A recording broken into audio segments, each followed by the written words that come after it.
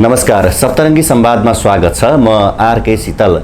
सप्तरङ्गी संवादमा हामी कुनै एउटा विषयवस्तुसँग रहेर ती विषयसँग सम्बन्धित व्यक्तिहरूसँग कुराकानी गर्ने गर्छौँ। आजको कार्यक्रममा हामी विशेष गरी वर्तमान समयमा विश्वभरि फैलिएको कोरोना भाइरस सङ्क्रमणको दाङ जिल्लाको अवस्था, त्यसको रोकथामका लागि भएका उपायहरूको विषयमा र समग्र स्वास्थ्य कार्यालय दाङले गरेका विभिन्न क्रियाकलापको विषयमा आज हामी कुराकानी गर्दैछौँ। जसका लागि आज हामी कुराकानी गर्दैछौँ स्वास्थ्य कार्यालय दाङका प्रमुख वरिष्ठ जनस्वास्थ्य अधिकृत अङ्गद बहादुर शाहीसँग। लागु कुराकानीतर्फ स्वागत छ कार्यक्रममा। के छ अहिले दाङमा कोरोना भाइरस सङ्क्रमणको अवस्था कस्तो छ? धन्यवाद प्रश्नको लागि। दाङ जिल्ला लगायत नेपालका सबै जिल्लाहरू र विश्वव्यापी रूपमै कोरोना भाइरस कोभिड-19 को पेन्डेमिक अवस्था हो अथवा विश्वव्यापी महामारी हो। यसले दाङ जिल्लालाई पनि असुत रहेन र दाङ जिल्लामा पनि एउटा एक किसिमको चाहिँ महामारीकै रूपमा फैलिएको छ र त्यसमा खास गरिकन अहिले पनि धेरै अवस्थामा हामीले क्लस्टर भनौँ अथवा कुनै निश्चित समूहमा धेरै केसहरू छ। जस्तै सुरक्षाकर्मीहरू, आर्मी, पुलिस, सशस्त्र प्रहरीहरू, त्यसपछि स्वास्थ्य कर्मीहरू, क्वारेन्टाइनमा बसेका मान्छेहरू र ब्याङ्कका मान्छेहरू भन्नाले हाम्रो यी क्लस्टरहरू हुन्। यस्तो क्लस्टरहरूमा धेरै चाहिँ सङ्क्रमित मान्छेहरू भेटिएका छन्। तथापि पछिल्लो दिनहरूमा गएर हाम्रो समुदाय स्तरका मान्छेहरू जसको चाहिँ स्रोत नै पत्ता लागेको छैन, त्यस्ता मान्छेहरू धेरै देखिन थालेपछि अब अहिले स्थानीय स्तरमै सङ्क्रमणको चाहिँ फैलिएको अवस्था भनेर भन्न पनि मिल्ने अवस्था आइसकेका हुनाले अब हामी यो अवस्थालाई नजरअन्दाज गर्न मिल्दैन। हामीले यसलाई चाहिँ धेरै तरिकाले यो मापदण्डहरूलाई बढी जोड दिएर यो प्रिभेन्सनको उपायहरू हामीले धेरै प्रयोग गर्नुपर्छ भने कहिलेकाहीँ हामीले चाहिँ क्युरेटिभ क्षेत्रको पनि उपायहरू अवलम्बन गर्नुपर्छ।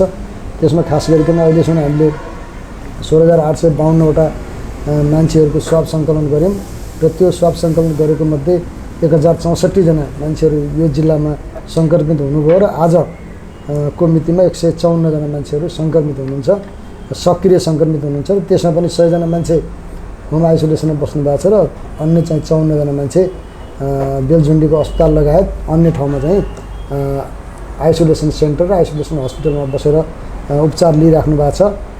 यस्तो अवस्था छ भने अब अहिले पछिल्लो अवस्थामा पहिले सुरुमा हामीले रातिमा मात्रै लकडाउन थियो। अब म यहाँ आइसकेपछि अलिकति एउटा साइकल चाहिँ कटअप गर्नुपर्छ। 14 दिनमा चाहिँ निष्क्रिय हुने भयो हुनाले 14 दिनदेखि 21 दिनसम्म हामीले अलिकति यो बन्दाबन्दीको अवस्थालाई पनि व्यवस्थापन गऱ्यौँ व्यवस्थित तरिकाले। भने एउटा साइकल कटअप हुन्छ र कम्तीमा कोही मान्छेहरू छन् उनीहरू बाहिर आएनन्, उनीहरूले सङ्क्रमण आफूले लिएनन् अथवा अरूलाई पनि दिएनन् भने त्यो अवस्थाले हामीलाई धेरै नियन्त्रणमा सहजीकरण हुन्छ भन्ने हामीले छलफल गऱ्यौँ। त्यही अन्तर्गत चाहिँ हामीले 14 देखि 21 गते रातिसम्म हामीले लकडाउनको अवस्थालाई कायम गऱ्यौँ टाइटली। र त्यो बिचमा हामीले यो उपचारको अथवा स्वाब कलेक्सनको दायरा पनि बढाएर हामीले लग्यौँ र त्यो दायरा बढाउँदा झन्डै 1400 मान्छेहरूलाई हामीले गरेकोमा 72 जना जस्तै मान्छेहरू पोजिटिभ भएर आउनुभयो। त्यसमा पनि धेरै मान्छेहरू समुदाय स्तरकै मान्छेहरू कन्ट्याक्ट ट्रेसिङको माध्यमबाट पोजिटिभ भएर देखिएको अवस्था भयो।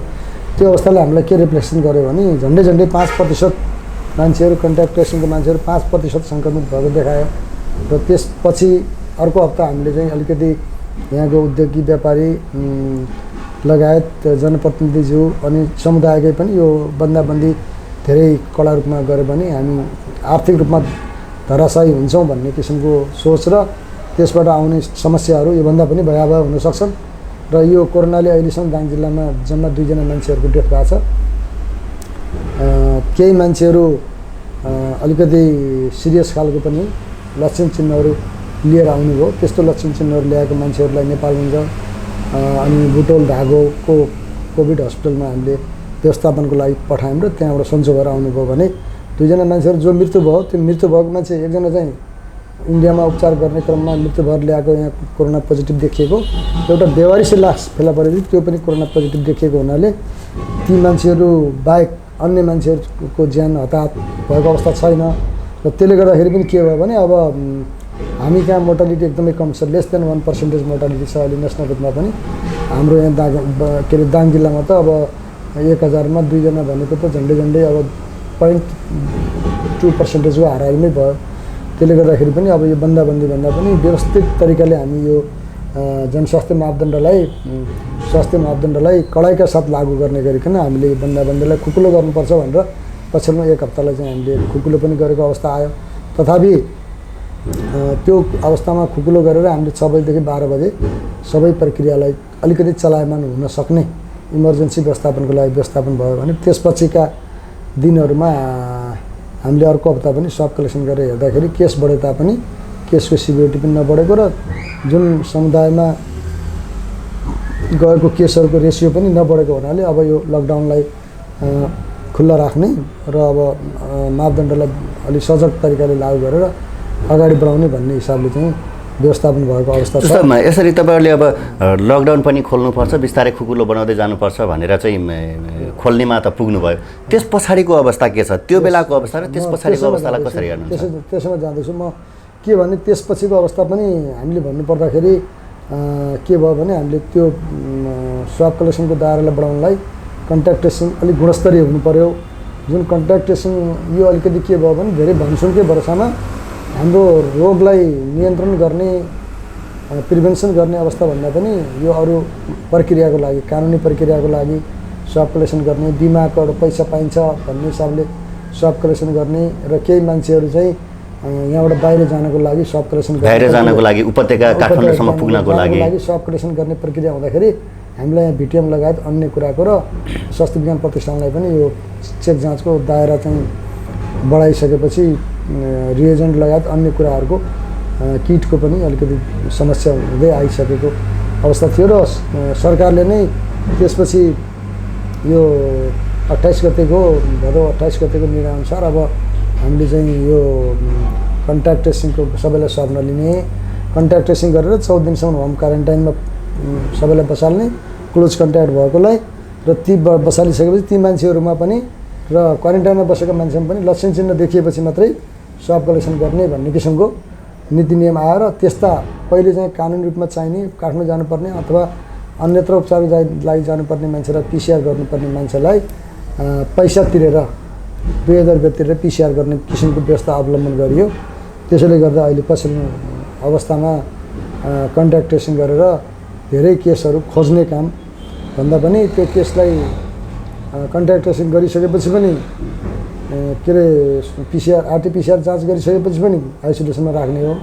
त्योभन्दा पहिलेदेखि 14 दिनदेखि 21 दिनसम्म होम क्वारेन्टाइनमा राखिदिएपछि त्यो निस्तेज हुने किसिमको चाहिँ पछाडि धेरै कुराहरू बुझिँदै आयो र हामीले स्रोत पनि पत्ता लगाउन छोडेपछि अब जति चाहिँ हामी चेक जाँच गर्दै जान्छौँ सबै ठाउँमा फैलिएको सबै पालिकामा चाहिँ यसको केसहरू देखेको हुनाले पनि हामीले चाहिँ यो पछाडि चेक जाँचको दायरालाई अलिक फरक तरिकाले व्यवस्थित तरिकाले र धेरै स्वाब कलेक्सन नगरिकन गुणस्तरीय स्वाब कलेक्सन गर्ने प्रक्रियामा पुगेको हुनाले अहिलेको चाहिँ अवस्था त्यस्तो छ।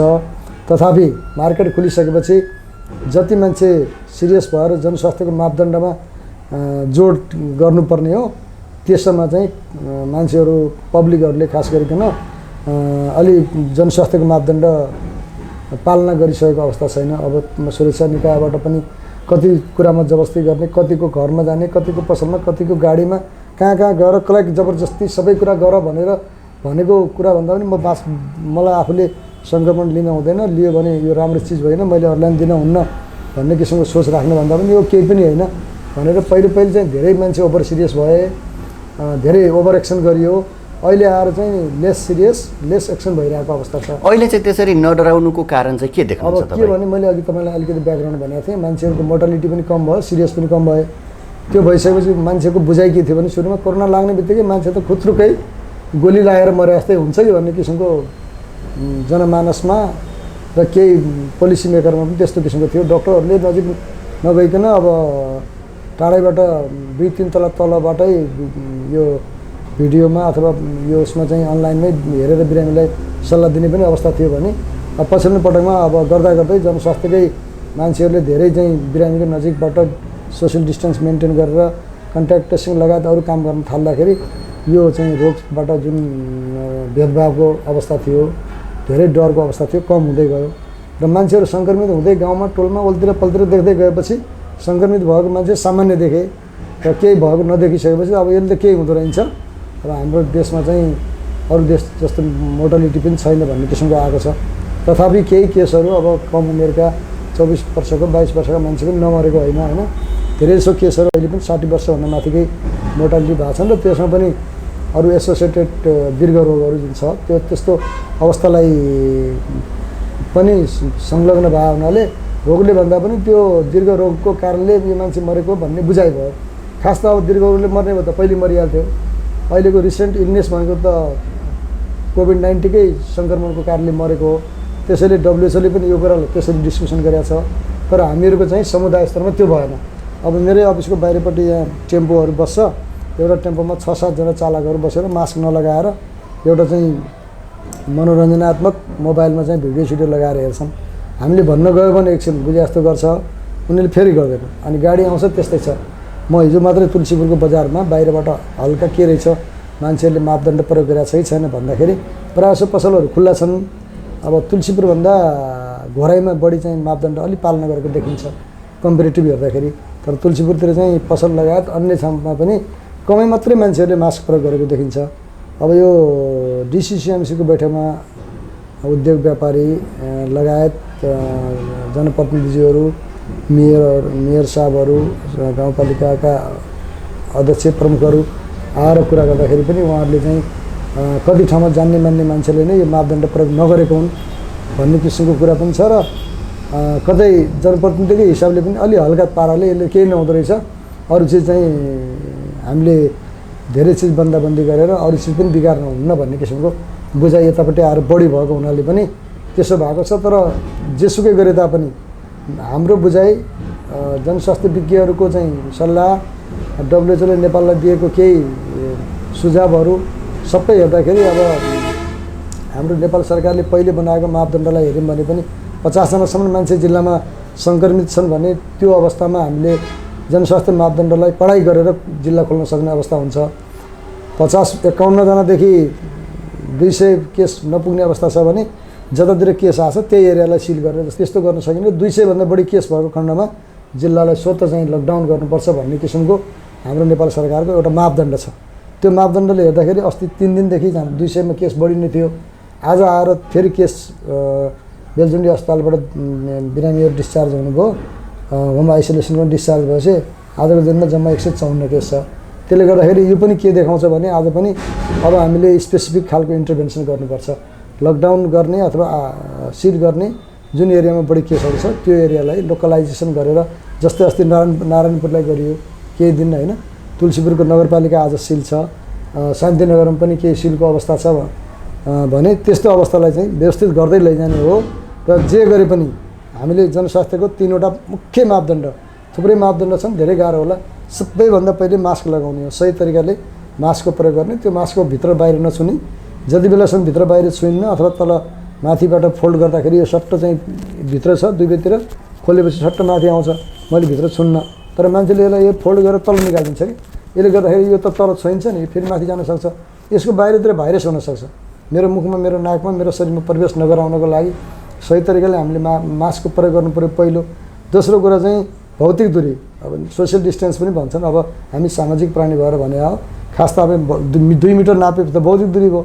दुई पक्षले 2 मिटर लगाएर 2 मिटरको दूरीमा मास्क प्रयोग गरेर हामी हिँड्यौँ भने 15 मिनटभन्दा कम चाहिँ एक्सपोजर छ भने हामीलाई चाहिँ त्यो सर्ने सम्भावना एकदमै न्यून भएर जान्छ।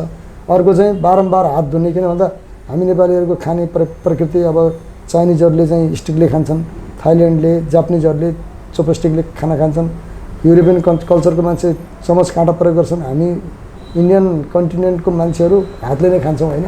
त्यसैले सङ्क्रमण बढी गराउने हाम्रो लागि एउटा हात पनि हो, एउटा चाहिँ हात पनि एउटा चाहिँ बहाव भएको हुनाले हातलाई बेला बेलामा चाहिँ पानी, साबुन पानी नभएको अवस्था छ भने सेनिटाइजरको प्रयोग गर्ने, सेनिटाइजरको हामीले प्रयोग गर्नु पऱ्यो भने। अर्को चाहिँ अवस्था के छ भनेपछि दोस्रो अवस्था चाहिँ हामीले जति सक्दो 20 सेकेन्डसम्म 6 चरण अथवा मिची हात धोएर हामीले हातलाई चाहिँ कतै नपुछेर ड्राई गर्ने, एयर ड्राई गर्ने किसिमको हामीले वातावरण गऱ्यौँ भने रोग चाहिँ सङ्क्रमण हाम्रो काबुभन्दा बाहिर जाँदैन, हाम्रो काबुमा हुन्छ। अहिले चाहिँ हाम्रो 5%, 10% मात्रै हाम्रो दाङ जिल्लामा सङ्क्रमित भयो भने 70,000 होला, 7 लाखको 70,000 मध्ये 1% मात्रै अक्सिजन दिएर हामीले बिरामीको उपचार गर्ने अवस्था भयो भने 700 हुन्छ। 500 मानौँ, 500 मान्छे अहिले चाहिँ हामीले आइसियुमा राखेर उपचार गर्नु पऱ्यो भने हामीसँग अस्पतालको क्षमता छैन। यो क्षमता नभएको अवस्था छ। त्यसैले गर्दाखेरि यति धेरै क्षमता नभएको अवस्था भएपछि हाम्रो बुटोल पनि केस नजाला, नेपालगञ्जमा केस नलिदेलान्, त्यो सङ्क्रमण त्यता पनि त्यसरी फैलिन्छ, हाम्रो कारणले अन्य ठाउँ पनि फैलिन्छ भने त्यो केस नभइसकेपछि त्यो केसहरू यदि घरमा स्वास्थ्य चौकीमा जान्छ अथवा मेडिकलमा जान्छ, प्राइभेट ठाउँमा जान्छ, त्यो गइसकेपछि त्यहाँ पनि त्यो किसिमको हाम्रो सेन्ट्रल सप्लाई अक्सिजनको सिस्टम त छैन। त्यो भइसकेपछि त्यो केसहरूमध्ये केही पनि केसहरू मऱ्यो भने हामीले त्यसपछि हुन सक्ने यो चाहिँ फेरि यो समुदायमा एउटा भयावहको स्थिति आउन सक्छ। त्यो भयावहको स्थितिलाई हामीले मेन्टल्ली सोसियल्ली पनि कन्ट्रोल गर्न सक्दैनौँ। त्यसैले नियन्त्रण बाहिर नजान दिनको लागि सङ्क्रमण भए पनि यही हालतमा बिस्तारै सङ्क्रमण होस् र कुनै दिन भ्याक्सिन आउने प्रक्रिया जारी छ। 8-9वटा कम्पनीले WHO ले पनि यो चाहिँ रिसर्च गर्नको लागि स्वीकृति दिएको छ। ती भ्याक्सिनहरू सफल भएर आउने क्रममा छिटोभन्दा छिटो भ्याक्सिन आइपुगेर हामीले सङ्क्रमण पनि बिस्तारै हुँदै हाम्रो क्षमताले भ्याउने आइसियु, हाम्रो क्षमताले भ्याउने भेन्टिलेटरहरू, हाम्रो आर्थिक स्थितिले भ्याउने किसिमको क्वारेन्टाइन आइसोलेसनहरू व्यवस्थापन गर्दै गयौँ भने यो धनजनको क्षति हुँदैन र धेरै किसिमको हाम्रो चाहिँ भयावह स्थितिबाट हामी बचाउन सक्छौँ भन्ने हिसाबले मापदण्डहरू प्रयोग गर्दै जाने हो। अब यो मापदण्डलाई हामी यसरी नसोच्छौँ कि केही हुँदैन, नहुनेलाई त केही हुँदैन, हुनेलाई हुन्छ। त्यो भए हुनाले जसलाई हुनेवालालाई छ त्यसलाई बचाउनको लागि हामीले के गर्नु पर्यो भने यी मापदण्डहरू, मुख्य मापदण्डहरू लागू गर्नु पर्यो।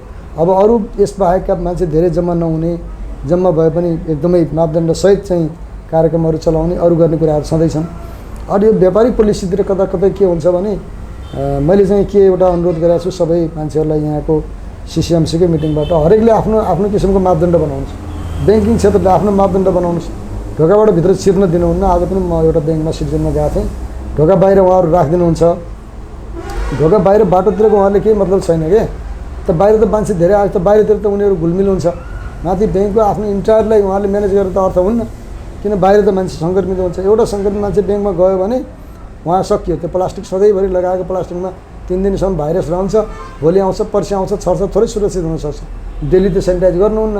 त्यसको लागि मापदण्ड नै प्रयोग गर्ने हो र त्यो मापदण्ड प्रयोग गर्नलाई यातायातले पनि आफ्नो किसिम गर्नु पऱ्यो। यातायात व्यवसायीहरूले, पसल खोल्नेहरूले, उद्योग वाणिज्य सङ्घले आफ्नो जिल्लाभरिका व्यापारीहरूलाई त्यो किसिमले लगाउनु पऱ्यो। त्यस्तै अन्य चाहिँ अस्पतालले त्यो मापदण्ड प्रयोग गर्नु पऱ्यो। त्यस्तो गरेको देख्नुहुन्छ कि नै तपाईँले? एकदमै कम छ। मैले अघि नै तपाईँलाई भने मापदण्डको हकमा अहिले हामीले कडाइका साथ मापदण्ड जबरजस्ती गरेर हुन्न, पब्लिकले बुझ्नुपर्छ, अवार हुनुपर्छ कि हामी यो काम गरौँ भन्नुपर्छ। अब 10 रुपियाँ मास्कलाई पर्छ, दिनदिनै 10 रुपियाँ कहाँ ल्याउने, महिनाको 30 रुपियाँ, 5जना परिवार छ, 30 पन्जे 30 रुपियाँ, 30 दिनको 300 भयो। 5जनाले 2000को त मास्क मात्रै किन्ने, सेनिटाइजर 2टा गऱ्यो भने 1000को 3000 भयो। अनि साबुन त यसै पनि घरमा ठिकै छ, पहिले प्रयोग गरेको छ। यसरी कसरी सकिन्छ? कति दिनसम्म हामी मान्छे नभेट्ने, यतातिर लाग्नु भएन कि अहिले हामीले, किन भन्दा अहिले थोरैले भएको छ। भोलि आइसियुमा राख्नुपर्ने 40 लाख पनि लियो भनेर मिडियामा आएको छ होइन। मरेको मान्छेलाई आइसियुमा राखिदियो, 40 दिन 40 लाख लियो भनेर कति ठाउँ चाहिँ हामी यो सञ्चार माध्यमबाट धेरै सूचना पाउँछौँ। यो मेडिकल लाइनमा धेरै व्यवसायीकरण हुनु राम्रो मानिँदैन कि। व्यवसायीकरण त राम्रो छ, जागिर खानु पऱ्यो, खुवाउनु पऱ्यो, त्यो मेन्टेन गर्ने कुरा आउनु पऱ्यो। अब यो कतै कतै के छ भने बिरामी भएकै नाममा अलिकति धेरै किसिमको चाहिँ बेनिफिट खोज्ने किसिमको तन्त्रले गर्दाखेरि पनि यो त्यो ठाउँमा कोरोनाको केसहरू फस्दै गयो र भोलि हामीलाई चाहिँ नागरिकहरू, धेरै मान्छेहरू गरिबीको रेखामुनि स्वास्थ्य उपचारको कारणले फस्दै जान्छन्। अब यसरी तपाईँले दाङसहित समग्र यो कोभिड-19 को विषयमा जानकारी गराइरहँदाखेरि दाङमा हाल चाहिँ 154 जना सक्रिय सङ्क्रमितहरू हुनुहुन्छ, जसमध्ये 100 जना चाहिँ होम आइसोलेसनमा हुनुहुन्छ, 54 जना चाहिँ सरकारी आइसोलेसनमा हुनुहुन्छ होइन। यसरी सङ्क्रमितहरू होम आइसोलेसनमै बस्दाखेरि त जोखिम त अलिक बढ्ला नि कि के छ? धेरै धन्यवाद। यसको पक्षमा म धेरै छैन। होम आइसोलेसन भनेको सरकारले, स्थानीय तहले कसैले पनि धान्न नसक्ने अवस्था आएपछि गर्ने एउटा विकल्प हो। होम क्वारेन्टाइन भनेको त सुरुको अवस्था भयो, कन्ट्याक्ट ट्रेसिङमा धेरै पर्छन्, त्यसमध्येबाट थोरै आउने हो। तर आइसोलेसन गर्ने भनेको तुरुन्तै त्यो ठाउँबाट छुट्याएर एउटा चाहिँ सेक्रेट ठाउँमा राख्ने प्रवृत्ति भए हुनाले हामीले चाहिँ होम आइसोलेसन सकभर कम गर्नुपर्छ। किन कम गर्नुपर्छ भने हाम्रो सामाजिक परिवेश कस्तो हुन्छ भने छुट्टै किसिमको टोयलेट, छुट्टै बस्ने, केटाकेटी आमा बुवा पनि नभेट्ने खालको हुँदैन। हामीले एउटा कोठा छुट्टै छ, मेरो छुट्टै छ भनेर भने तापनि अलिकति त्यो व्यवहारिकतामा लागू गर्न गाह्रो हुन्छ। अनि त्यो क्राइटेरिया मिट गरेपछि मात्रै होम आइसोलेसनमा छोड्नुपर्ने क्राइटेरिया हेरेर। त्यो किसिमको पनि हामीले लागु नभएको होइन, लागु भएको छ, तर जति हुनुपर्ने हो टाइटली त्यो चिज लागु भएको छैन। भन्नाले स्थानीय तहले सहयोग नगरेर तपाईँहरूले होम आइसोलेसनमा राख्नुभयो कि किन? गर्ने आइसोलेसनमा चाहिँ आइसोलेसन सेन्टरको खाने पैसा र अन्य व्यवस्थापनको पैसा चाहिँ प्रदेश सरकारले दिने हो। यहाँ 4वटा पालिका मात्रै प्राप्त भयो भन्ने कुरा भयो, उहाँहरूले माग्नु भएन होला होइन। त्योभन्दा क्वारेन्टाइनको चाहिँ पालिकाले नै गर्ने हो आफ्नो तरिकाले। त्यो चाहिँ यो बेलझुन्डीको अस्पतालको इभन यो स्वास्थ्य विज्ञान प्रतिष्ठानको आरटिपिसिआर मेसिन लगायतको कुरा त प्रदेश सरकारले व्यवस्थापन गरेको छ। अनि त्यो क्राइटेरिया पुरा हुँदैन।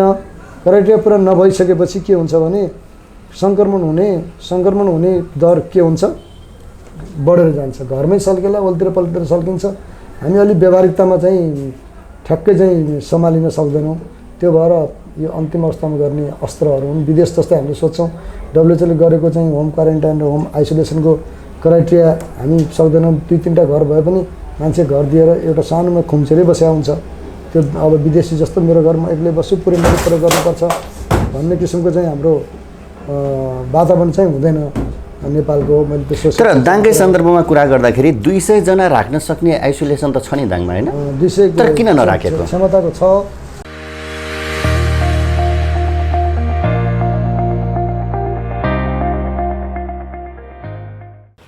नमस्ते, म बद्री पङ्गिनी। अहिले तपाईँहरू हेर्दै हुनुहुन्छ सप्तरङ्गी टेलिभिजन एचडी। यस टेलिभिजनमा तपाईँहरूले सत्य तथ्य समाचार र मनोरञ्जन पाउनुहुनेछ। त्यहाँ चाहिँ के छ भने नराख्नुको अर्थ के छ भने पालिकाले अब यो पालिकाले धेरै खर्च पनि बेहोर्नुपर्ने भयो, धेरै लामो बिल उठ्यो। त्यो विकास निर्माणका लगायत अरू सबै चिजको बजेट काटेर यता हाल्दाखेरि खासै त्यसबाट हुने रिजल्टभन्दा त्यो रिजल्ट चाहिँ अप्ठ्यारो हुँदैन। भनेपछि यो कोभिड-19 नियन्त्रणमा चाहिँ स्थानीय पालिकाहरू खासै संवेदनशील भएनन् भन्ने हो? पहिला धेरै संवेदनशील भए, अहिले पनि संवेदनशील छन्, तर देखेन नि त 6-7 महिनाको ट्रेन्ड हेर्दाखेरि यसले धेरै प्रभाव पारेन। अब यसलाई चाहिँ होम आइसोलेसन र होम क्वारेन्टाइनबाटै नियन्त्रण गर्न सकिन्छ भन्ने किसिमको चाहिँ जनप्रतिनिधिहरू लगायत अरूको बुझाइ भएर त्यसरी भएको छ। यसरी होम आइसोलेसनमा राखेपछिको अवस्थालाई चाहिँ कसरी हेर्नुहुन्छ तपाईँ? के देख्नुहुन्छ? होम आइसोलेसनमा राखेको मान्छेहरूलाई पनि दैनिक जस्तो स्वास्थ्यकर्मीले मोनिटरिङ गर्नुपर्छ, टेम्परेचर लिनुपर्छ। त्यो टेम्परेचर लिनलाई उहाँहरूलाई चाहिँ दिनुपर्ने थर्मोमिटर अनि उहाँहरूको मोनिटरिङ गर्नुपर्छ। त्यो अब स्थानीय पालिकाले गरिरहेछन् भन्नुभएको छ होइन। भनेपछि स्वास्थ्यकर्मी घर घर पुग्नुहुन्छ त? घर घर पुग्नुहुन्छ अथवा सञ्चार माध्यमबाट उहाँहरूसँग लिनुहुन्छ। अनि त्यसमा पनि केही पनि लक्षण चिन्ह आयो भने तुरुन्तै हामीले चाहिँ हस्पिटल अथवा आइसोलेसन सेन्टरमा जाने भयो हुनाले उहाँहरूलाई समस्या त पर्दैन। तर सङ्क्रमण के छ, एसिम्टोमेटिक लक्षण चिन्ह नदेखेको धेरै हुने हो नि त। 80-82% त्यही हुने हो। त्यो सङ्क्रमण फैलिएको चाहिँ ठ्याक्कै हामीले पत्ता लगाउँदैनौँ कि। अब त कन्ट्याक्ट ट्रेसिङको पनि धेरै कुरा हुँदैन। त्यो पनि नभएपछि अब अन्ततः के हुने भयो, जबसम्म चाहिँ कम्प्लिकेसन भएको मान्छे आउने भयो त्यहाँ गएपछि मात्रै केस पत्ता लागेर अनि पछि कन्ट्याक्ट ट्रेसिङ गरेर फेरि होम क्वारेन्टाइन गर्ने र अरू केही मान्छे पत्ता लागेर होम आइसोलेसन गर्ने कुरा भयो। होम आइसोलेसनमा राखेपछि त्यो दर बढेको छ किन सङ्क्रमितको दर? बाह्र चाहिँ होम आइसोलेसन सुरुमा म यहाँ आउँदाखेरि 2जना मान्छे हुनुहुन्थ्यो, पछि बढ्दै गएर अहिले 100 जना। खास गरिकन होम आइसोलेसनमा धेरै मान्छे घोराइ महानगरपालिकाकै हो। अब सङ्क्रमण दर घोराइभन्दा तुलसीपुरतिर अलिक बढी भएको छ अहिले। र सङ्क्रमण दर त अब 2टा उपमहानगरपालिका हो, ठुलो जिल्ला हो, 2टा जिल्ला जस्तै हो अन्य जिल्लाको। त्यसैले गर्दाखेरि घना बस्ती भएको ठाउँमा जहाँ पनि सङ्क्रमण भएको छ, काठमाडौँ, ललितपुर, भक्तपुरको कुरा पनि त्यही हो। त्यसले गर्दाखेरि यो घना बस्ती र होम आइसोलेसन दुइटै सँगै हुँदाखेरि पक्कै पनि सङ्क्रमण बढेको छ, बढ्ने अवस्थामा छ। 5% को हाराहारीमा अहिले चाहिँ टेस्ट गरेकोबाट सङ्क्रमण आएको छ। यो पनि चाहिँ अवस्था चाहिँ नाजुक नै हो। यसलाई पनि हामीले नजरअन्दाज गरेर केही पनि होइन भन्न मिल्दैन। त्यसको लागि हामीले जहिले पनि स्वास्थ्य मापदण्डमा चाहिँ ख्याल गर्नुपर्छ। सबै ठाउँबाट स्वास्थ्य मापदण्ड अपनाउनलाई भन्नुपर्छ। अनि अब यसरी हेर्दाखेरि जस्तो 21 दिनपछि चाहिँ भाइरस निष्क्रिय हुन्छ भनिन्छ हैन? 10-11 दिनदेखि 14 दिनभित्र लगभग निष्क्रिय हुँदै जान्छ। तब 100% पुर्याउनलाई त पहिलेको हाम्रो प्रवृत्ति अनुसार धनगढीको सेती अस्पतालमा जुन प्रदेश सुदूरपश्चिम प्रदेशको 45-47 दिनसम्म पनि सङ्क्रमित भएर बसेका थिए। तर त्यो सङ्क्रमित भए पनि त्यो भाइरसको चाहिँ ऊ देखे पनि सङ्क्रमित गराउन सक्ने अवस्था अरूमा सर्दैन भन्ने। 14 दिनपछि नै 99% भन्दा बढी नै नसर्ने हुन्छ। तर 21 दिन गरेपछि अरू 1 हप्ता अझै थपेर होम आइसोलेसन गरेको छ यहाँ। त्यसले गर्दाखेरि के हुने भयो भने सङ्क्रमण दर त एकदमै घटेर जान्छ। अनि त्यही कारणले जो सङ्क्रमित छ उसको रिचेक हुँदैन नि? रिचेक त नसर्ने हुँदैन, नसर्ने भएपछि किन रिचेक गर्नु पऱ्यो? त्यसमा फेरि त्यो अलिक विधि पनि अलिक महँगो भएको हुनाले त्यसलाई चाहिँ अब नाफामूलक नबनाइ गर्दा पनि कस्ट नै 2000 जाने हो, त्यसले गर्दाखेरि पनि भएको हो। र अर्को कुरा के छ भने तपाईँको हामी त्यो पहिलाको जस्तै 14 दिनपछि 2टा नेगेटिभ भएपछि 2टा 24 घन्टाको फरकमा 2टा आरटिपिसिआर रिपोर्ट नेगेटिभ भएपछि मात्रै पठाउने भन्न थाल्यौँ भने हामीले गर्न सक्ने क्षमता पनि छैन हामीसँग। यो सबै चिज मिलाएको छ यसमा। एउटा उतातिरबाट रोग सर्दैन, अर्कोतिर चाहिँ यो बिरामीले चेकअप गरेर पनि बिरामीलाई हामीले धेरै दिन राख्नुपर्ने सक्दैन, रिजल्ट पनि टाइममा आउँदैन, क्षमता पनि अलिकति कम छ। क्षमता बढाउने काम त भएको छ, तर सबै मान्छेले आज एक हप्तामा नेपालभरिका मान्छेले हामी आरटिपिसिआर गर्छौँ भने त छैन नि त क्षमता। त्यसैले गर्दाखेरि पैसा तिर्ने कुरा के हो भने अलिकति दीर्घकालीन रूपमा रोग जाने हो र मान्छेले अलिकति पैसा तिर्यो भने मेरो गराइदिए अर्को गराइदिए पनि भन्दैन, आवश्यकता अनुसार गर्छ। अनि अर्को कुरा चाहिँ जस्तो अगाडि तपाईँले भन्नुभएको थियो कि सङ्क्रमितसँग कन्ट्याक्ट ट्रेसिङमा भएका व्यक्तिहरूको चाहिँ लक्षण देखिएन भने चाहिँ चेक नगर्ने भन्ने, त्यसरी त समुदायमा फैलिने भयो नि त। तपाईँलाई मैले त्यही भएर कन्ट्याक्ट ट्रेसिङ गर्छौँ र कन्ट्याक्ट ट्रेसिङ गरेर होम क्वारेन्टाइनमा 14 दिनसम्म बसालिदिएर चेक नगरे पनि 14 दिनमा त 14 दिनपछि त निस्किने जस्तो हुन्छ, सराउन सक्दैन। त्यो किसिमले कुरा भएको हो। तर कन्ट्याक्ट ट्रेसिङमा भएको व्यक्तिहरू त कोरोना छैन, लक्षण देखेन भने त ऊ त खुल्याम हिँडिदिन्छ, त्यो हिँड्यो भने त समाजमा फैलन सक्ने भयो, सङ्ख्या त बढ्ने भयो नि त। कति कुरा हेर्नुहोस्, होटल आइसोलेसनमा राखेको मान्छेहरू मोटरसाइकल लिएर अर्को ठाउँ जहाँ सब कलेक्सन भएको छ त्यहाँ गएर पनि गरायो कि। अब के गराउँदाखेरि त्यो अब सबै काम त्यहाँ मान्छेले यो गर्नुपर्छ भने त गर्दैन, त्यो अलिक निगरानी छ नि, अलिकति निगरानी बढाउनुपर्छ त्यस्तोमा। अब उहाँहरू चाहिँ गइदिनुहुन्छ, मान्नुहुन्न भनेपछि 24 घन्टा पुलिसपछि लाग्ने कुरा पनि छैन, स्वास्थ्यकर्मी लाग्ने कुरा पनि छैन, त्यही अनुसारको सङ्क्रमण फैलिन्छ नि त। जुन एरियामा मापदण्ड राम्रोसँग लागू गर्छन् सङ्क्रमण फैलिन अथवा ढिलो हुन्छ। जतातिर सङ्क्रमण लाग्छन् हामीले यो जनस्वास्थ्यको मापदण्ड लगायत अरू चाहिँ मापदण्ड पालना नगरेर त अहिले यत्रो केस भएको त। अब 25,000 केस नेपालमा पुग्यो भने यो चाहिँ लकडाउन गर्नुपर्छ फेरि भन्ने किसिमको कुरा पनि आइरहेछ। अब स्वास्थ्य मन्त्रालयले सिफारिस पनि गरिरहेछ, त्यो भनिरहेछ। अहिले 17,000 प्लस छ, 17,400 समथिङ केस छ। तपाईँको दिनमा चाहिँ 14 दिनमा डिस्चार्ज हुने हो, ती 17,000 त 14 दिन लाग्ने हो नि त डिस्चार्ज हुन, 1, 2, 3, 4 गर्दै हरेक दिन। तर थपिने केस त डेली हाम्रो कति थपिरहेछ, 1000 प्लस नै छ, 1000 प्लस छ भनेपछि अब 17,000बाट घट्दै जाने हो 500-600, बढ्दै जाने कति हो 1000 भनेपछि अब त्यो हाम्रो चाहिँ 10-15 दिनमै 25,000 पुग्छ कि। त्यो पनि एउटा प्रक्षेपण, बढ्ने बढी छ, पोजिटिभ हुने बढी छ, डिस्चार्ज हुने कम छ, भेटाइहाल्छ नि एक दिन त, त्यो रेसियोमा गइहाल्छ नि। त्यसले गर्दाखेरि चाहिँ अब हामीले त्यो कुरा सोच्नुपर्छ। र मैले हिजो मात्रै समाचारमा सुनेको काठमाडौँमा चाहिँ मान्छेहरू आरटिपिसिआर जाँच गराउनलाई लाइन लाग्ने त होइन, राति पनि लाइन लागेर बस्यो भन्ने कुरा। अब यो किसिमको चाहिँ पैसा तिरेर यो किसिमको अवस्थाले गर्दाखेरि त्यसरी जनताहरू त्यसरी त्रसित छन्। एकातिर चेक गराउनुपर्छ भने अर्कोतिर चाहिँ कन्ट्याक्ट ट्रेसिङकालाई पनि लक्षण नदेखिँदै चेक नगराउने भनिरहेछ सरकारले। फेरि तपाईँ त्यसको कार्यान्वयनमा लागिरहनु भएको छ, यसले त भोलिका दिनमा भयावह नहोला भन्न त सकिँदैन नि? एकदम नहोला भनेर भन्दैन, मैले अघि तपाईँलाई एउटा सिरिज भनेको थिएँ नि, हुँदै जाओस्, हाम्रो धान्ने क्यापासिटी हुने ठाउँमा जाओस्। त्यसको लागि जनस्वास्थ्य मापदण्ड अरू दण्डभन्दा अरू केही पनि छैन हामीसँग, अरू उपायहरू। अब सधैँ बन्दाबन्दी गऱ्यो भने चामल दाल तेल तरकारीको लागि पनि मान्छेलाई त खोल्नु पऱ्यो, व्यापार व्यवसाय पनि छ। अब यहाँ भित्रका समस्या थुप्रै छन् कि हरेक चिजको। अब हामी कर्मचारी हौँ, हामीले हाम्रो विचारले र उसले हुँदैन, हाम्रो चाहिँ विज्ञहरू एक्सपर्टिजहरूले नै यो नीति नियम निर्देशनको निर्णय गरेर पठाउँछन्, त्यो कार्यान्वयन गर्ने नै मेरो जिम्मेवारी हो। तर घोराइकै केसमा हेर्दा पनि, जस्तो घोराइ महानगरपालिका केसमा हेर्दा पनि कन्ट्याक्ट ट्रेसिङमा लक्षण देखेकाहरूको पनि चेक भएन होइन। गम्भीर बिरामी भएर पिसिआर चेक गर्नुपर्छ भने डाक्टरले सिफारिस गरेर चेक गराउन जाँदा पनि चेक नभएको अवस्था देखियो नि। उनीहरूले यो के सबैले पैसा तिरेरै गरून् भन्ने लाइन हो कि के हो? यो एकदम तपाईँले भने प्रश्न, त्यो पैसा तिर्नु पर्दैन। जो लक्षण चिन्ह देखिएको छ उनले पैसा तिर्नु पर्दैन। तर चेक भएन नि त घोराइमै पनि हेर्दाखेरि। त्यो चाहिँ बिरामी भयो भने त्यसलाई पनि निःशुल्क रूपमा चेक गर्नुपर्छ। त्यसको लागि नगरपालिकाले एउटा बिरामी भयो एउटालाई लिएर पिपिई लगाएर सम्पूर्ण चाहिँ यो चाहिँ चिसोमा राख्नुपर्छ होइन। कोल्ड चेन म्यानेज गरेर त्यो भाइरसलाई बचाएर ल्याबसँग लग्ने धेरैको भयो भने सजिलो हुन्छ। 1-2 जनाको लागि गर्ने, त्यसको लागि फिभर क्लिनिक छ, मान्छे चाहिँ डक्टर कहाँ जाने, त्यहाँ फिभर क्लिनिकबाट उहाँहरूले आइसोलेट गरेर त्यो बिरामीलाई डक्टरले लक्षण चिन्ह मिल्छ मिल्दैन सिफारिस गरेपछि हुन्छ, भइरहेछ। तर यहाँ केही मान्छेहरूको अलिकति बुझाइमा के परिवर्तन छ भने मलाई चाहिँ ज्वरो आएको छ त्यसैले कोरोना हुनसक्छ मेरो घरमा आएर स्वाब लगाइदियोस्। त्यो टेक्निकल्ली अलि अप्ठ्यारो विधि भयो कि टिबीको खकार लिने भए बट्टा दिन्थ्यो हालेर ल्याउँथ्यो।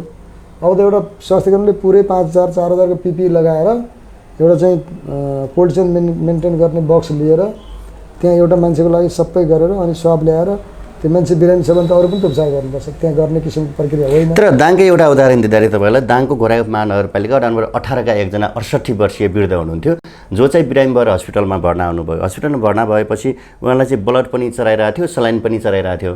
अनि डक्टरले चाहिँ पिसिआर चेक गर्नुपर्छ उहाँको भनेर भनिसकेपछि जहाँबाट स्वाब लगिरहेछ घोराई उपमहानगरपालिका 15 को पदमुदयमा त्यहाँ गएर लिन जाँदा पनि त्यस्तो बिरामीकोसम्म पनि स्वाब नलिएर फर्काइयो भनेपछि त अलिकति यो सोर्समै चल्ने हो कि के हो यो? तपाईँले भनेको कुरा एकदम ठिक कुरा हो। अब सोर्स भन्दा पनि बाध्यताको कुरा मैले जस्तो अगाडि तपाईँले भन्नुभएको थियो नि काठमाडौँ उपत्यका जानको लागि सोर्स छ, विदेश जानको लागि त्यसैले मात्रै पाउने कि त्यसैले पनि पाउने? हामीलाई प्रेसर छ, तिनले पनि सेवा लिएछन्। त्यो एकजना वृद्ध 68 वर्षको मान्छेले यतातिर आएर मलाई 15 वडा नम्बर 15 मा चाहिँ आएर स्वाब कलेक्सन गर्दै भन्ने नै होइन कि होइन 18 लाई भनिसकेपछि 18 ले 15 लाई भनेको होइन त्यो पनि उहाँले गलत गर्नुभएको छ। यही कुराले बिग्रिएको छ कि यहाँनिर एउटा मान्छे चाहिँ जनप्रतिनिधिले सिरियस भएर हस्पिटलाइज भएको ब्लड दिएको मान्छेलाई बाटोमा ल्याएर मैले चाहिँ सब कलेक्सन गराउँछु भन्ने हो? नगर्ने काम गर्नु भएन नि त उहाँहरूले। त्यो हस्पिटलले गर्ने हो, हस्पिटलको जिम्मेवारी हो, त्यहाँ गर्छ त्यहाँ। तर 15 मा पनि ल 15 मा पुगिसकेपछि पनि त लिनुपर्ने नि होइन र? सिरियस केस त्यो केसले अलिकति बढी चर्चा पनि लिएको थियो, त्यो भएर मैले जोडिरहेको छु होइन। तर त्यस्तो केसलाई हस्पिटलले गर्ने भनेपछि डाक्टरले सिफारिस गरेपछि डाक्टरले हस्पिटलमा गर्नुपर्छ, हस्पिटलमा पिसिआर जाने हो। उहाँहरूले अहिले पनि 8 देखि कति बजीसम्म 10 बजीसम्म गर्नुहुन्छ, त्यति बेला 1 बजीदेखि कति बजीसम्म गर्नुहुन्थ्यो। त्यसको लागि उहाँले बेड पनि छुट्याउनु भएको छ, आइसोलेसन बेडहरू पनि छुट्याउनु भएको छ। हाम्रो चाहिँ त्यो म्यानेज भावना त्यहीँबाट हुने कुरा हो। यसलाई अति रञ्जित तरिकाले किन यो घुमाइयो त्यो त मैले बुझेको छैन कि मेरो विषयवस्तुभित्र पनि पर्दैन। अब हामीले स्वास्थ्य कार्यालयले सब कलेक्सनको लागि भिटिएम दिने, अरू जनस्वास्थ्यको मापदण्डका सङ्घ र प्रदेशबाट प्राप्त भएका सरसामान दिने कुरा हामीले दिइरहेछौँ र सँगसँगै हामी 10 वटा पालिकासँग मिलेर हाम्रो ल्याब र फोकल पर्सनले काम गर्नुहुन्छ र त्यसमा चाहिँ म सहजीकरण गर्छु होइन। त्यसो त्यही पालिकाका स्वास्थ्य कर्मीहरूसँग पनि तपाईँहरूको समन्वय त हुन्छ होला नि? समन्वय हुन्छ। त्यो फर्काइयो केस यसरी फर्काइयो भनेर त्यति बेला कुरा भएन, त्यो चाहिँ बिल्कुल गलत हो क्या। किन भन्दा त्यो केसलाई हस्पिटलभित्रै लगिदिएको भए त केही हुन्थेन। अलिकति सहजित तरिकाले भनेपछि जनप्रतिनिधिले गलत गरिदियो भन्ने? जनप्रतिनिधि भन्ने मलाई थाहा छैन, मतलब त्यस्तो प्रेसर आउँछ। अब कसले गर्यो भने थाहा छैन, त्यो गर्ने नै हुन्थेन नि त। उहाँले एउटा सिरियस मान्छेलाई ब्लड चढाइरहेको मान्छेलाई उठाएर आउटरिचमा जहाँ चाहिँ पब्लिकको ग्रुपमा ल्याएर गर्ने होइन। उहाँलाई त त्यो हस्पिटलमा जुन डाक्टर लेख्यो उहाँले कोही नै जिम्मेवारी हो, उहाँले नै आरटिपिसिआर गर्ने सिस्टममा पद्धतिमा हालिदिनुपर्छ र सहज तरिकाले गराउनुपर्छ। अनि त्यसपछि पैसा तिरेर गराउनु भयो, पोजिटिभ देखियो। ती कुराहरू पनि के हुनु भने उहाँलाई चाहिँ जस्तै हाम्रो आज कन्ट्याक्ट भयो, कसैको मान्छेको पोजिटिभ आयो, त्यसको भोलि गर्ने होइन कि सब कलेक्सन 5 दिनपछि गर्ने हो।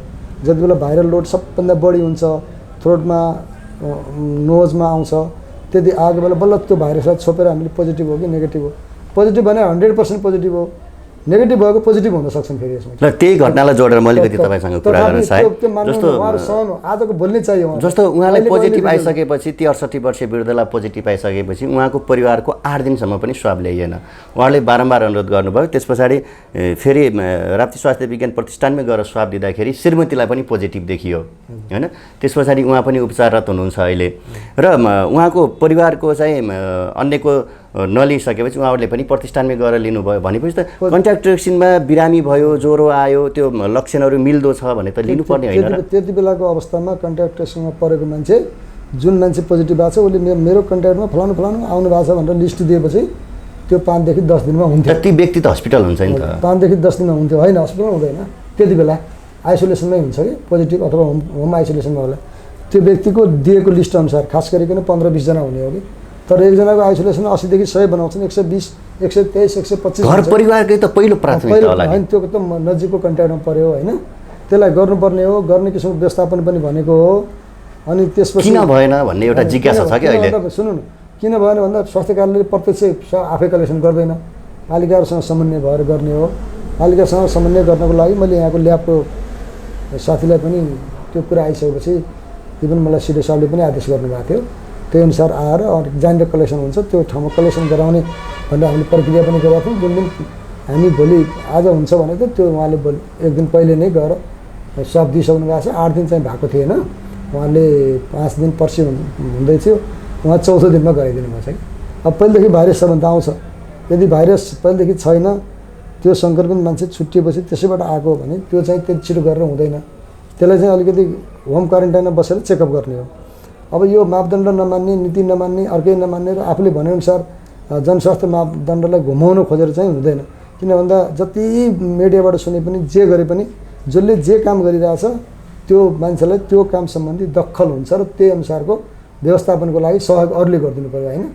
त्यो चाहिँ स्वास्थ्य शाखा छ पालिकामा, उहाँहरूलाई पनि केही जानकारी छ, नीति निर्देशन छ, हामीलाई जानकारी छ, हामी समन्वय गर्छौँ भनेपछि त्यो ट्र्याकभित्र आउनलाई अलिकति कहिलेकाहीँ धेरै अप्ठ्यारो परिस्थितिमा केही धैर्यताको पनि आवश्यकता हुन्छ। धैर्य गरेर यो अवस्था त जटिल अवस्था छ नि त, सबै मान्छेले धैर्यतापूर्वक हामीलाई अगाडि लैजाने। तर समस्या के भयो भने यदि कसैले पोजिटिभ देख्यो भने उसको फ्यामिली, उसको कन्ट्याक्ट ट्रेसिङमा भएका व्यक्तिहरू आत्तिने होइन, त्यो त स्वाभाविकै भएको समयको कारणले पनि होइन, त्यो कारणले पनि अलिकति समस्या भएको होला। अहिले त्यो के भएको छ भने यो कोरोना लाग्ने अरू लाग्ने यसबाट मर्ने भन्दा पनि सन्तास के डर मान्छेलाई बढी भएर मलाई अब कस्तो हुन्छ भने एउटा घरमा श्रीमान श्रीमती छन्, मैले कस्तोसम्म केस देखाएको छु भने बिहे गरेको 1 महिना भएको छ, श्रीमान श्रीमती इन्डिया गए, इन्डिया ससुराली छ, फर्केर नेपाल आए, नेपाल आएपछि श्रीमतीले पोजिटिभ भइदियो, श्रीमान नेगेटिभ भयो। अब त्यो श्रीमतीलाई 14 दिनसम्म लगेर आइसोलेसन अस्पतालमा 20 दिन 21 दिनसम्म आइसोलेसनमा अस्पतालमा बस्दाखेरि त्यो मानसिक प्रेसर माइतीपट्टि पर्ने, घरपट्टि पर्ने, केटालाई पर्ने, केटीलाई पर्ने, यस्ता किसिमका मनोसामाजिक किसिमको समस्याहरू थुप्रै हुन्छ। यस्तो बेलामा भूकम्प गएको बेला, भूकम्पपछि चाहिँ सबै मान्छे चाहिँ एकदम हारेको अवस्था हुन्छ। यो त झन् विश्वव्यापी महामारी हो, संसारै एकपटक चाहिँ लकडाउन भएको त मैले मेरो जीवनमा 50 वर्षको मान्छे भएँ, सुनेको पनि छैन, देखेको पनि थिएन। यस्तो किसिमको नयाँ किसिमको चाहिँ समयमा आउँछ। अब भाइरसको रूप थियो, नभएको होइन, यसरी आएर यो। तर फेरि संयोग के भइदियो भने कोरोना भन्यो लक्षण चाहिँ सधैँभरि भइरहने लक्षण भइदियो क्या। मान्छेलाई घाँटी दुख्यो कोरोना भयो कि, खोकी लाग्यो कोरोना भयो कि, ज्वरो आयो, ज्वरो आउनेको 1000 कारण हुन्छन् क्या, ज्वरो आउने, खोकी लाग्नेको 1000 कारण हुन्छन् होइन। ती 1000 कारणमध्ये ज्वरो त रोगै होइन नि त, एउटा रोग कुनै रोगको लक्षण चिन्ह हो। खोकी लाग्ने कुनै रोगको लक्षण चिन्ह हो। टिबी भयो पनि खोकी लाग्छ, कोरोना भयो भने खोकी लाग्छ, सामान्य भाइरस कुनै भयो भने खोकी लाग्छ, निमोनिया भयो भने खोकी लाग्छ, तपाईँ अलि आत्तिनु भयो, ब्रोन्को डाइलेसन भयो भने खोकी लाग्छ होइन, अथवा तपाईँ सुत्ने कोठामा अलि अक्सिजन राम्रोसँग सप्लाई नहुने तरिकाले सुत्दिनु भयो भने खोकी लाग्छ होइन, कोठाभित्र चाहिँ धुवा धुलो भयो भने लाग्छ। 1000 कारण छन् कि, लुङ्गी अरू लोटा कि 50 काम भन्छ हिन्दीमा, त्यस्तै हो। यो त लक्षण चिन्ह हो। त्यसैले त्यो आउने बित्तिकै मलाई कोरोना भयो भनेर आफै डायग्नोसिस गर्न हुँदैन, त्यसले झन् डर पैदा गर्छ। अनि त्यो तुरुन्तै भनेर चाहिँ गर्ने पनि चिज होइन, पेसेन्स पनि लिन सक्नुपर्छ कि। त्यो किन लिन सक्नुपर्छ, मैले किन यो कुरामा अनुरोध गरेको भने यस्ता घटनाहरू थुप्रै भएको छन्। सर्पले टोकेर मर्ने 18-19% जति सर्प विषालु होला, 4-5 हजार प्रजातिका सर्प छन्, विषालु 18-19 प्रकारका होला नेपालमा। सर्पले टोके पनि सर्पले टोक्यो भनेर मान्छे भासोडाइलेसन भएर हार्ट एट्याक भएर मर्न त धेरै हुन्छ नि। त्यो चिजलाई अलिकति हामीले आत्मबल बढाउनु पर्यो, पेसेन्स साथ योगा गर्ने, तपाईँ अरू गर्ने भनेको यो जनस्वास्थ्यले पनि भन्छ, व्यायाम गरेर त भन्छ नि, मर्निङ वाक गरेर भन्छ, योगा त हो नि त्यो किसिमको। जनस्वास्थ्यले पनि भन्छ, आयुर्वेदले पनि भन्छ, अर्को शास्त्रले पनि भन्छ, हाम्रो धर्मशास्त्रले पनि भन्छ, हिन्दू शास्त्रले पनि भन्छ, क्रिस्चियन शास्त्रले भन्छ, सबैले भन्छ त। शारीरिक व्यायाम गर्नु पर्यो। हजुर, त्यसैले गर्दाखेरि अब खाना पनि हेल्दी खाना, न्युट्रिसनहरू प्राप्त हुने खाना खानु पर्यो। यसमा चाहिँ कस्तो खाना खाँदा चाहिँ कोरोनाबाट बस्न सकिन्छ भन्ने केही छ? बस्न सकिन्छ भन्ने केही छैन। हेल्दी खाना, खास गरिकन फलफुलमा बढी जोड दियो भने मान्छेको प्रतिरक्षा प्रणाली बलियो हुन्छ। प्रतिरक्षा प्रणाली बलियो हुन्छ, फलफुल खाने भने त स्टिलिङ गर्ने हो, आइरनिङ होइन क्या। फलाममा पो के लाग्छ, स्टिलमा थोरै के लाग्छ। शरीरलाई स्टिलिङ गर्न अलिकति हामी चाहिँ फलफुललाई अलिकति बढी जोड दिने गर्नुपर्छ र खाएको चिज सबै ताजा हुनु पर्यो। र अखाद्य पदार्थ पनि खाने बानी हुन्छ त हाम्रो होइन, रक्सी खाने, खाने नखाने, सुर्ती खाइदिने, चुरोट खाने। तर यो अलिकति सरले भनिरहँदाखेरि जस्तो सेनिटाइजर हामीले हातमा लगाउँछौँ, रक्सी खानेलाई कोरोना नहुने भ्रम त फैलाइयो नि होइन, फैलाएको। त्यस्तालाई के भन्नुहुन्छ? रक्सीको एउटा ग्रुप अन्तर्गत सेनिटाइजर बनेको हो। औषधिमा पनि अलिअलि रक्सीको मात्रा हुन्छ, प्रिजर्भेटिभको रूपमा अल्कोहल नहुने होइन, धेरै चिजमा हुन्छ। तर त्यो यो नेपालमा कुरै छैन। सुरुमा इटालीमा एकै दिनमा सेनिटाइजर हातमा लगाएर ठिक हुन्छ, भित्र पनि सेनिटाइजर अल्कोहल रहेछ खाउँ भनेर 36 जना मान्छे मरेछ। इन्डियामा अस्ति चाहिँ 18 जना मान्छे मऱ्यो। घरेलु रक्सी खाएपछि चाहिँ लाग्दैन भनेर त्यति बेला सुरुमा गाउँमा आउने मान्छे आफ्नै घरमा आएको मान्छेले गाउँले लखेटेर मारिदिए इन्डियामा। त्यति किसिमको अफवाह हाम्रो समाजमा हामी पछाडि हुने कारण पनि एउटा त्यो पनि छ के। किन भन्दा गर्ने बेला धेरै माया ममता गरिदिने, अलिकति समस्या पऱ्यो भने धेरै वितृष्णा गरिदिने, त्यसले गर्दाखेरि मनोसामाजिक समस्या चाहिँ बढ्दै जाने हो। अब यसरी कुरा गरिरहँदाखेरि अगाडि सरले पनि भन्नुभएको थियो स्वास्थ्य मापदण्ड अपनाउनुहोस् भनेर भनिराख्नु भएको छ। पालिकाले पनि भनिरहेको छ, स्वास्थ्य मन्त्रालयले पनि भनिरहेको छ, त्योसँग सम्बन्धित स्वास्थ्य कार्यालयहरू पनि भनिरहनु भएको छ, तर पालना भइरहेको छैन। अब त्यो पालना गराउने दायित्व कसको हो? यता हुन्छ हामी जनस्वास्थ्यको मान्छेले बाटोमा छोपेर मास्कको 100 रुपियाँ लिने, तपाईँले लगाउनु हुन्न भनेर गाडीमा चढाएर लिने हामीसँग अधिकार हुँदैन। हामीले अवेरनेस मात्रै बढाइदिने हो कि। अवेरनेस के गरिरहनु भएको छ? अवेरनेस बढाउनको लागि हामीले यो स्वास्थ्य संस्थाबाट लिफलेटहरू कोरोना भनेको के हो, कोरोनाबाट बच्ने उपायहरू के हो बारेमा प्रदेश सरकारबाट आएका धेरै थुप्रै मेटेरियलहरू बाँड्यौँ। त्यसपछि मापदण्ड लागू गर्नको लागि G2Gबाट आएका सामानहरू पनि नेपाल आर्मी मार्फत आएका पनि प्रत्येक पालिकाहरूमा सबै पालिकामा क्वारेन्टाइन र आइसोलेसन बस्ने स्वास्थ्यकर्मी र क्वारेन्टाइनबाट डिस्चार्ज भएर जाने मान्छेहरूलाई वितरणका लागि प्रदान गरेका छौँ। त्यसपछि मिडियाबाट एफएमबाट हामीले चाहिँ पत्रिकामा अलिक महँगो पर्छ, एफएममा अलिक सस्तो पर्छ, एफएमहरूबाट पनि त्यो सन्देशहरू प्रसारण अस्ति पनि गऱ्यौँ। अब पनि फेरि हामी प्लान गर्छौँ। विभिन्न सङ्घ संस्थाहरूलाई अनुरोध गरिरहेका छौँ कि तपाईँहरू एवेरनेस बढाउने काम गर्नुहोस्।